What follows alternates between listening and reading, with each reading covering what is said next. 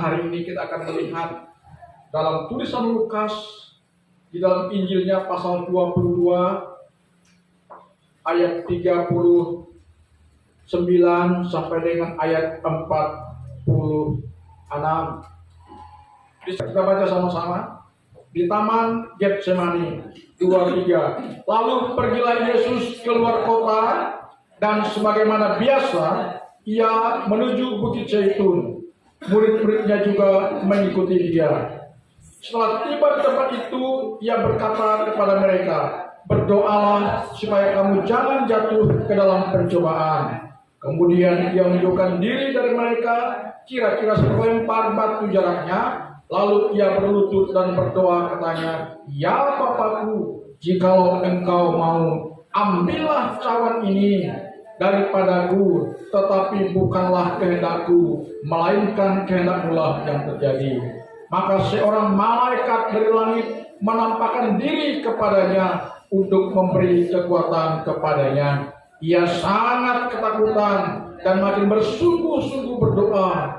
Peluhnya menjadi seperti titik-titik darah yang bertetesan ke tanah. Lalu ia bangkit dari doanya dan kembali kepada murid-muridnya. Tetapi ia mendapati mereka sedang tidur karena duka cita. Katanya kepada mereka, "Mengapa kamu tidur? Bangunlah dan berdoalah supaya kamu jangan jatuh ke dalam pencobaan." Nah, peristiwa di Bukit Getsemani adalah peristiwa di mana kuasa iblis ingin menggagalkan rencana untuk menyelamatkan manusia.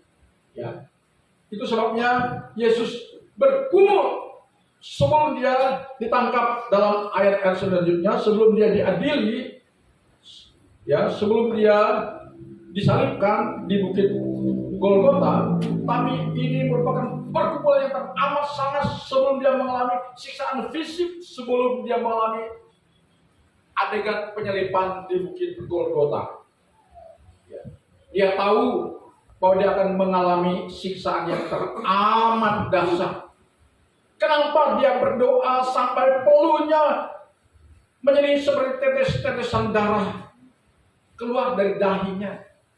Itu menunjukkan bahwa Yesus menghadapi pergumulan yang teramat sangat, karena dia tahu dia sebagai seorang yang sempurna, dia sebagai seorang yang suci, dia sebagai seorang yang tidak bersalah, dia sebagai seorang yang tidak berdosa, tetapi dia rela menanggung semua dosa manusia, kutuk, pelanggaran manusia yang ditimpakan kepadanya. Secara manusia dia seperti ingin menghindar, saudara.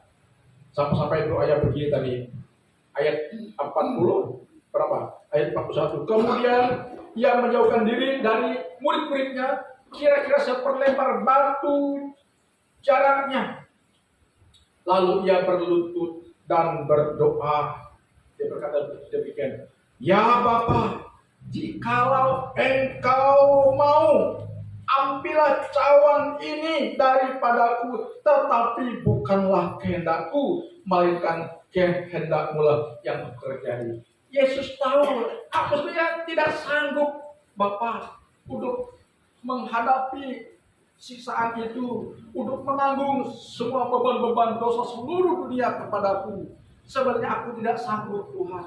Tetapi ini bukan kehendak-Ku, tapi biarlah kehendak-Mu yang terjadi. Artinya di sini Yesus tetap tunduk kepada kehendak Bapa, sekalipun derita siksaan yang maha dahsyat harus dia terima, harus dia rasakan, harus dia alami, karena dia sudah, maaf sampai kata, sudah ditakdirkan demikian untuk keselamatan umat manusia. Kalau Yesus tidak bersedia menerima cawan murka yang ditimpakan kepadanya, kita tidak akan pernah beroleh keselamatan, beroleh keampunan dari Tuhan. Kita tetap ada pada status yang berdosa. Kita tidak akan pernah dikembalikan kepada rancangan Allah yang menyelamatkan, seperti ditulis oleh Paulus dalam 1 Tesalonika pasal 5 ayat 9. Karena di sana dikatakan bahwa ketetapan Allah sudah sudah final. Dia tidak menetapkan kita, saya dan saudara, untuk ditimpakan untuk masuk ke dalam penghukuman neraka. Tapi sejak semula kita sudah ditetapkan untuk ada dalam kebersamaan dengan Sang Pencipta kita, yaitu Bapa di surga atau Allah kita. Itu sebabnya ketika manusia jatuh ke dalam dosa, apakah ketetapan Tuhan itu batal? Tidak, saudara-saudara. Ketetapan Tuhan tidak batal. Bahwa Dia menghendaki, Dia menetapkan setiap kita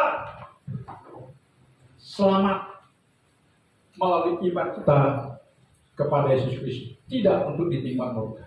Timbul pertanyaannya, kenapa neraka kita? Neraka kita kan karena pilihan. Tapi yang jelas kita sebagai makhluk abadi, Bapa kita, Pencipta kita, tidak menghendaki kita ada di keabadian yang penuh dengan siksaan. Dia menghendaki dan menetapkan kita ada dalam kebersamaan dengan Dia di surga. Itu supaya ketika manusia jatuh dalam dosa, Tuhan Allah kita menyediakan sarana penebusan melalui anaknya yang tunggal, yaitu Yesus Kristus. Ya, kembali kepada ayat yang kita baca tadi. Yesus itu bergumul luar biasa. Tapi pada akhirnya dia tunduk kepada kehendak Bapa. Dia menyerah kepada kehendak Bapa. Karena memang demikianlah dia ditakdirkan. Maaf, saya pakai kata takdir. Artinya apa, saudara? Ketika dia menyerahkan kehendaknya kepada kehendak Bapa, di sana kita melihat malaikat dari langit menampakkan diri kepadanya untuk memberi kekuatan. Setiap kali Yesus menang dalam pertarungan melawan kuasa si jahat, dan karena ketundukannya kepada kehendak Bapa, selalu ada endingnya malaikat datang melayani. Ini yang sering saya khotbahkan di sini hari-hari ini. Ketika kita menang dalam pertarungan kehidupan, dalam pertarungan rohani, kita tampil sebagai pemenang, kita tidak menjerumuskan diri kita kepada kemaksiatan karena ada godaan, karena ada cobaan, karena ada tantangan hidup. Tapi kita tampil sebagai pemenang, ada di pihak yang benar. Maka percayalah, malaikat Tuhan akan melayani kita. Dan kalau malaikat Tuhan sudah melayani kita, apa yang terjadi? Kita ini pasti dimuliakan. Siapa yang memuliakan kita? Tuhan memuliakan kita, manusia memuliakan kita. Kita akan tampil lebih berbeda dari hari-hari sebelumnya. Saudara-saudara. Karena itu mari hari ini, apapun bentuk pergumulan kita, apapun bentuk persoalan kita, apapun bentuk kesukaran hidup kita, tantangan dan problematika yang kita hadapi, mari kita tetap tunduk kepada kehendak Bapa, menyerahkan kehendak kita kepada kehendak Bapa. Artinya kita tetap ada dalam koridor yang benar. Sehingga kalau kita tetap ada dalam kebenaran, maka kebenaran itu akan menjadi cahaya bersih kita, dan setelah kita akan menggunakan aura kekuatan kuasa pemberdayaan dari langit dan surgawi akan turun kepada kita. Hal itu pelajaran. Tapi intinya, saudara-saudara, tanpa ada kemenangan di Bukit Getsemani, tidak ada keampunan dosa. Jadi penyiksaan, penyalipan, Yesus dikubur itu endingnya saja, tapi pokoknya di sini kalau gagal di Taman Getsemani, gagal sudah, pupus sudah rencana Tuhan untuk menyelamatkan kita. Hari-hari ini kuasa dunia ini begitu masif untuk menyeret orang-orang ke dalam perbuatan dosa. Dengan melalui apa? Hanya melalui pikiran kita, mindset kita, cara berpikir kita. Itu yang harus ditaklukkan oleh dunia. Kalau pikiran kita sudah ditaklukkan oleh dunia, maka dosa sudah menaklukkan kita. Tapi kalau pikiran kita sudah ditaklukkan oleh firman Tuhan, kita menyerahkan hidup kita kepada Bapa, maka kita sedang ada dalam kebenaran itu sendiri. Dan percayalah, saudara-saudara, jika kita tetap ada di dalam kebenaran itu, maka kebenaran itulah yang mengindahkan hidup kita. Katakan amin. Haleluya, haleluya. Karena itu dalam minggu ini kita akan mengadakan dua ibadah. Ibadah Jumat Agung pada Jumat tanggal 7 dan Minggu Paskah pada tanggal 9. Ya. Jadi Jumat Agung kita memperingati kematian Tuhan Yesus Kristus sebagai akibat daripada dia menundukkan diri kepada kehendak Bapa dalam penyerahannya, doanya di Taman Getsemani. Tapi endingnya saudara, pada hari Minggu tanggal 9, maaf ya, pada Minggu Paskah pagi-pagi kematian dikalahkan oleh Tuhan Yesus melalui peristiwa kebangkitan. Haleluya, haleluya, haleluya. Jadi kalau kita ada di dalam kebenaran karena kita menundukkan diri kepada kehendak Bapa kita, percayalah ada kebangkitan dalam segala segi hidup kita. Katakan ada kebangkitan, ada geliat, ada terobosan, ada breakthrough yang terjadi dalam hidup kita. Ya.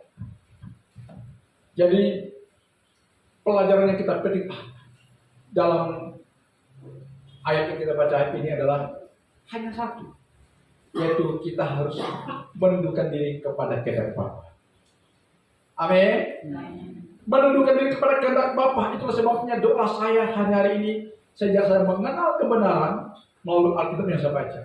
Saya berdoa begini, Tuhan, sebelum saya melakukan segala sesuatu, kuasai pikiranku, hatiku, jiwaku, merupakan kehendakku. Ya. Supaya bukan karena kehendakku aku melakukan sesuatu hari ini, tapi berdasarkan kehendakmu Tuhan. Jika kehendakmu yang terjadi dalam hidupku, maka aku akan terus ada di dalam perkenanan Tuhan. Jadi kita tetap memiliki predikat sebagai orang yang berkenan kepada Tuhan jika kita menyerahkan kehendak kita kepada Tuhan. Dan jika kita sudah hidup di dalam kehendak Tuhan itu, itulah yang menjadikan hidup ini indah. Katakan amin. Hidup ini indah, hidup ini enjoy, hidup ini sukacita, hidup ini damai, hidup ini tenang. Ya. Tapi kalau kita belum menyerahkan kehendak kita kepada Tuhan, maka dunia akan terus ingin merebut kita, merebut peri hidup kita, sehingga seringkali dalam hidup ini lebih banyak kecamuknya daripada tenang. Kenapa hidup ini lebih banyak kecamuknya daripada tenangnya? Karena kita tidak menyerahkan kehendak kita kepada Bapa, kepada Tuhan Sang Pemilik hidup kita. Ya. Jadi hari ini mari kita mulai menata diri kita, menjalani hidup kita dengan kita menyerahkan kehendak kita kepada kehendak Bapa. Ya. Kalau kita sudah menyerahkan kehendak kita kepada kehendak Bapa, jadi bukan karena kehendak kita melakukan banyak hal, tapi karena tuntunan Tuhan sesuai dengan kehendaknya. Dan itulah yang menjadikan hidup kita indah, hidup kita ini enjoy, hidup kita ini tenang, hidup kita ini damai, hidup kita ini sukacita. Mau saudara? Mari sebelum kita menyambut peristiwa Paskah kemenangan hari ini, marilah kita menyalahkan Tuhan kita Yesus Kristus dengan kita menyerahkan kehendak kita kepada kehendak Bapa. Karena kehendak Bapa itu yang terbaik bagi hidup kita. Jika amin, haleluya, haleluya. Mari kami ingin mengingatkan kita, serahkanlah kehendak kita kepada Bapa. Dialah pemilik hidup kita. Dengan demikian, percayalah, pruden kita sudah ada di tangan Bapa. Jangan pernah khawatir, jangan pernah takut bagaimana kalau hidup saya. Tuhan akan menjamin kepuasan hidup kita. Haleluya, Tuhan memberkati.